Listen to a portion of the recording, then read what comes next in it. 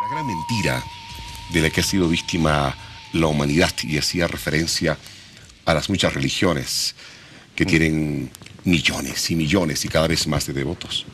Bueno, es una conclusión a la que se llega después de tanta investigación y de mucha reflexión, y hay muchas personas que llegan a esa misma conclusión sin necesidad de demasiadas reflexiones. ¿Por qué?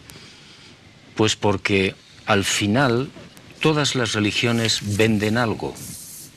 Todas las religiones te piden a cambio de tu servidumbre moral, bueno, pues te dan el cielo o el infierno, ¿no?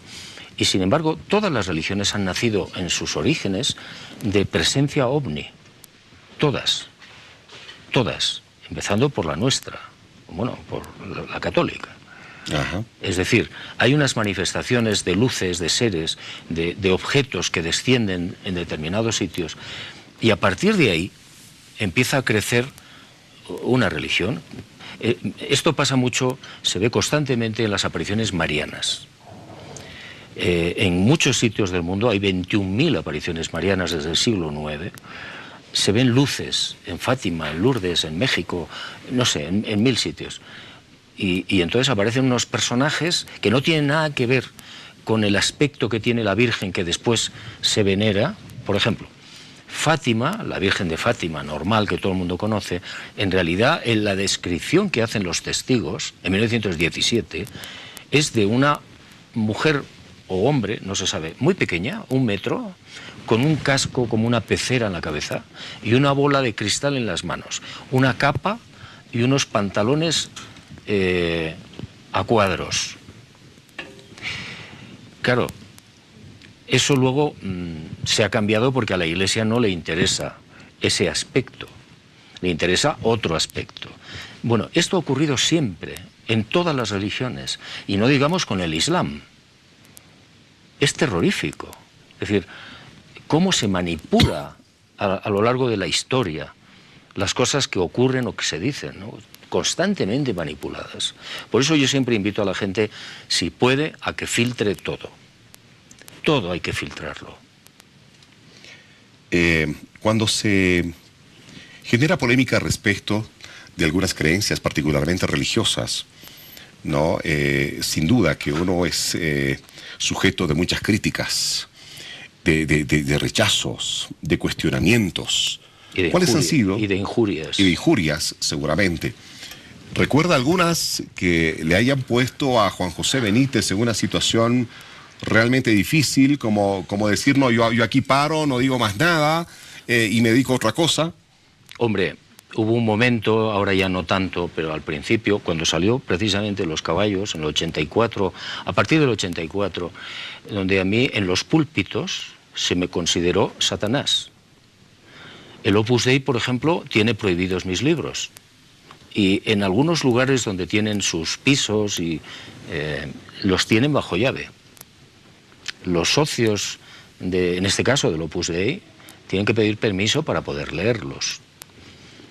Y a mí me llena me sorprende mucho, ¿no? Porque Los Caballos de Troya son los libros más respetuosos con Jesús de Nazaret. Otra cuestión es que no estemos de acuerdo, o en los libros no se esté de acuerdo con el papel de María, la señora, ¿no? Porque está totalmente equivocado. Es decir, María no era una devota de Jesús de Nazaret. Era una mujer inteligentísima que consideró que el anuncio del ángel significaba: mi hijo es el Salvador de Israel. Libertador político, fuera Roma, al mar con ellos. Y eso lo peleó toda su vida, hasta que murió Jesús. Entonces fue cuando ella se empezó a dar cuenta que había metido la pata. Y el resto de los discípulos igual. Todos pensaban que bueno, pues que este señor era el líder político, social, religioso y militar, que todavía lo esperan los judíos. Entonces, claro, a mí me parece incluso más noble el papel de María así que de la otra manera, porque es una mujer humana, inteligente y que defiende sus ideas contra él. Y hay momentos de la vida de Jesús que son terribles, de la oposición de la propia familia y la soledad de Jesús.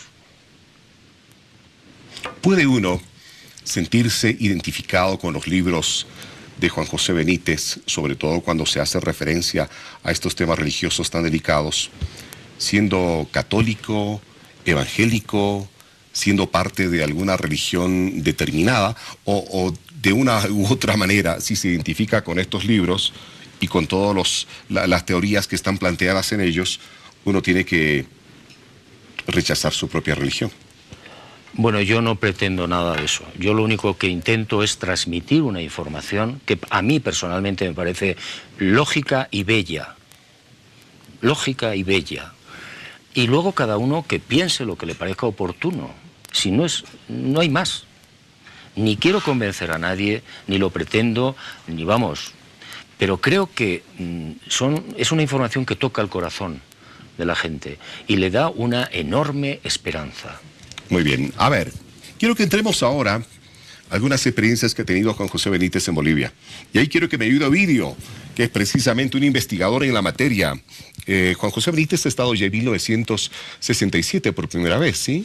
No, en el 67 fue un caso que sucedió al sur del Salar de Uyuni, el 1 de junio del 67. Ajá. Yo lo investigué después. Afortunadamente... ¿Investigaste estando en España? No, sí. yo vine acá. Y localicé, después de bastantes complicaciones, a la testigo principal. Valentina se llamaba ella. Valentina. Y Valentina Flores.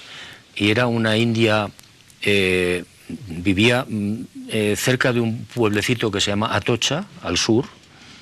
Entonces Atocha está en el sur de Potosí, evidentemente. Sí. Y esta mujer, en el año 67, con un niño a la espalda, fue al lugar donde tenían guardando el ganado, las ovejas. Eran unos corrales redondos de piedra. ¿Y cuál no sería su sorpresa de día, cuando ve... Ella lo describía con sus palabras, a un señor muy bajito en una silla que volaba. Y se aleja. Pero quedó otro... que estaba dentro del corral matándole las ovejas. 63 ovejas. Todas muertas, todas sin sangre. Y la pobre mujer agarró un palo, se fue para mi primo y le rompió, yo no sé si el brazo o la mano. Bueno, el tipo salió de allí como pudo, con la silla que volaba.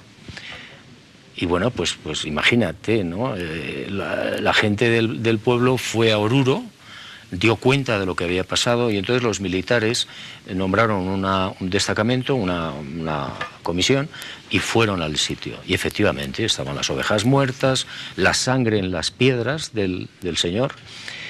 Yo luego interrogué a los militares y me dijeron que en realidad habían ido porque pensaban que el Che Guevara estaba por allí.